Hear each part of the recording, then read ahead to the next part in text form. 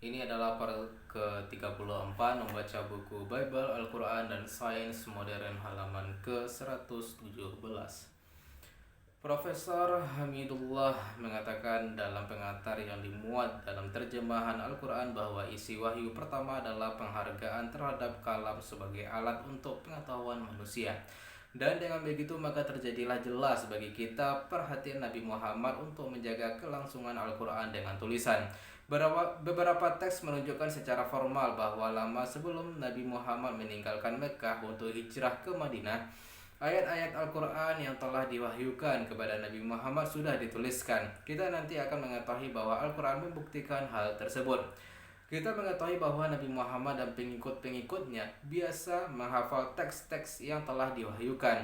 Adalah tidak masuk akal jika Al-Quran menyebutkan hal-hal yang tidak sesuai dengan realitas, karena hal-hal itu mudah dikontrol di sekeliling Nabi Muhammad, yakni oleh sahabat-sahabat yang mencatat wahyu tersebut.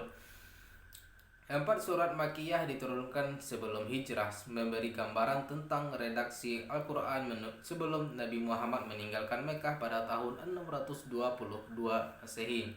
Surat Al-Baqarah surah ke-80 ayat 11-16. Sekali-kali jangan demikian, sesungguhnya ajaran-ajaran Tuhan itu adalah peringatan, maka barang siapa yang menghendaki, tentulah ia memperhatikannya. Di dalam kitab-kitab yang dimuliakan, yang ditinggikan, dan lagi disucikan, di tangan para penulis yang mulia lagi berbakti.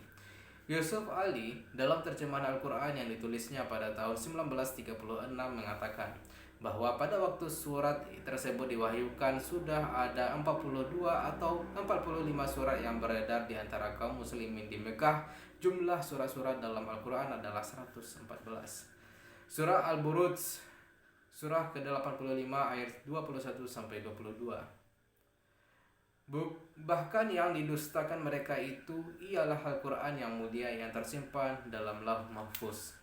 Surat Al-Waqiah surah ke-56 ayat 77-80.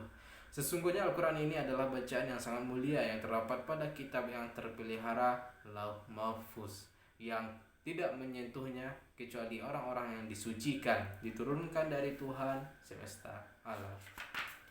Surat Al-Furqan surah ke-25 ayat 5. Dan mereka berkata lagi, dongengan orang-orang terdahulu dimintanya supaya dituliskan, maka dibacakanlah dongengan itu kepadanya setiap pagi dan petang. Ayat tersebut menyinggung dakwaan para lawan Nabi Muhammad yang menuduh bahwa Muhammad adalah nabi palsu. Mereka menggambarkan bahwa ada orang yang mendiktekan sejarah kuno kepada Nabi Muhammad dan Muhammad menyuruh sahabat-sahabatnya untuk menulisnya. Ayat tersebut menyebutkan pencatatan dengan tulisan yang didakwakan kepada Muhammad oleh lawan-lawannya. Suatu surat Al-Bayyinah surah ke-98 ayat 2-3 yang diturunkan sesudah hijrah menyebutkan tentang lembaran-lembaran yang di dalamnya tertulis perintah-perintah suci. Seorang rasul dari Allah yaitu Nabi Muhammad yang membacakan lembaran-lembaran yang suci Al-Quran. Dalamnya terdapat isi kitab-kitab yang lurus.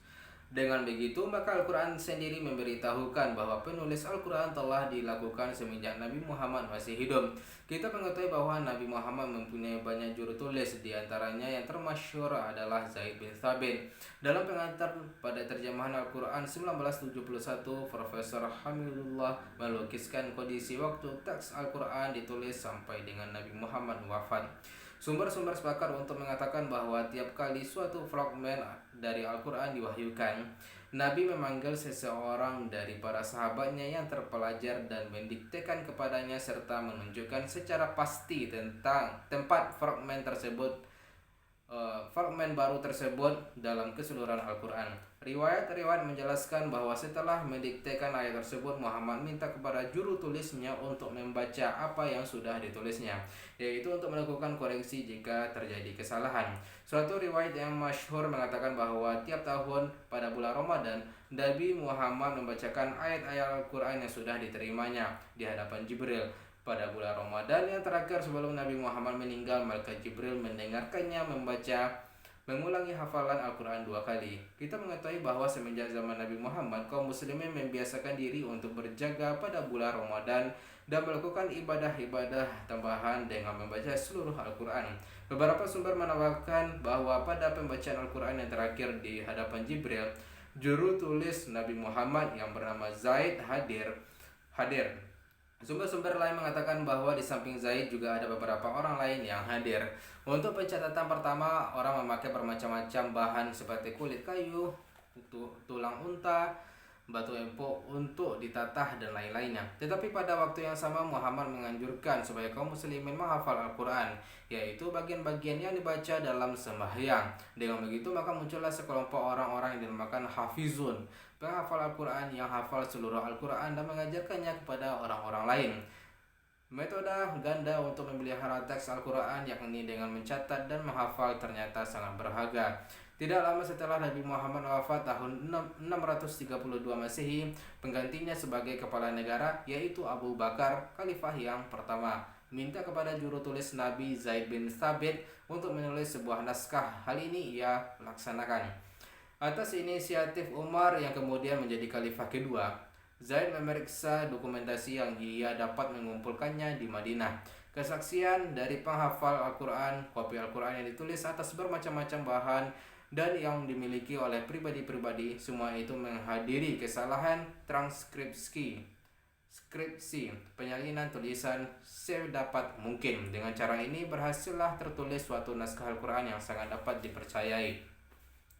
Sumber-sumber mengatakan bahwa kemudian Umar bin Khattab yang menggantikan Abu Bakar pada tahun 634 Masehi menyuruh bikin satu naskah mushaf yang ia simpan, dan ia pesankan bahwa setelah ia mati, naskah tersebut diberikan kepada anaknya perempuan Hafsah, janda Nabi Muhammad. Khalifah ketiga Utsman bin Affan yang menjabat dari tahun 644 sampai 655 Masehi membentuk suatu panitia yang terdiri dari para ahli dan memerintahkan untuk melakukan pembukuan besar yang kemudian membawa nama khalifah tersebut. Panitia tersebut memeriksa dokumen yang dibuat oleh Abu Bakar dan yang dibuat oleh Umar dan kemudian disimpan oleh Hafsah. Panitia berkonsultasi dengan orang-orang yang hafal Quran. Kritik tentang autentitas teks dilakukan secara ketat sekali. Persetujuan saksi-saksi diperlukan untuk menerapkan suatu ayat kecil yang mungkin mempunyai arti lebih dari satu. Kita mengetahui bahwa beberapa ayat Al-Quran dapat menerangkan ayat-ayat yang lain dalam soal ibadat. Hal ini adalah wajar jika kita mengingat bahwa kerasulan Muhammad adalah selama 20 tahun. Dengan cara tersebut di atas diperolehlah suatu teks mana urutan surah-surah yang mencerminkan urutan yang dilakukan oleh Nabi Muhammad ketika membaca Al-Quran di bulan Ramadan di muka malaikat Jibril seperti yang telah diterangkan di atas.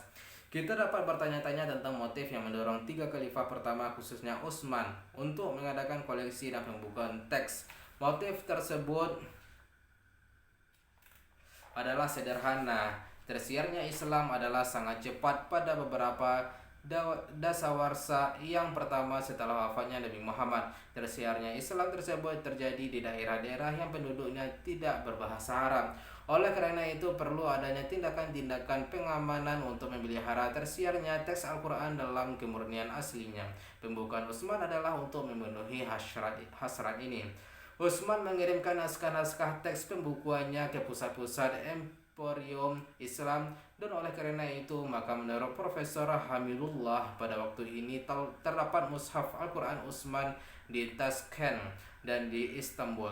Jika kita sadar akan kesalahan penyalinan tulisan yang mungkin terjadi, manuskrip yang paling kuno yang kita miliki dan yang ditemukan di negara-negara Islam adalah identik. Begitu juga naskah-naskah yang ada di Eropa. Teks-teks kuno yang sudah ditemukan semuanya sama, dengan catatan ada berbeda-beda yang sangat kecil yang tidak mengubah arti teks. Jika konteks ayat-ayat memungkinkan cara membaca yang lebih dari satu karena tulisan kuno lebih sederhana daripada tulisan yang sekarang. Surah-surah Al-Quran yang berjumlah 114 diklasifikasi menurut panjang pendeknya dengan beberapa kekecualian. Oleh karena itu kronologi wahyu tidak dipersoalan, tetapi orang dapat mengerti hal tersebut dalam kebanyakan persoalan. Banyak riwayat yang disebutkan dalam beberapa tempat dalam teks dan Hal ini memberi kesan seakan-akan ada ulangan. Seringkali suatu paragraf menambahkan perincian kepada suatu riwayat yang dimuat di lain tempat secara kurang terperinci.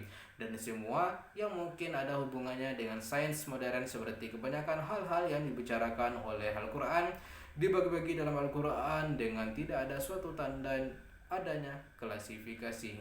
Itu saja dulu guys, besok kita akan sambung ke bab 14 penciptaan langit dan bumi halaman ke 121. Sekian, bye-bye.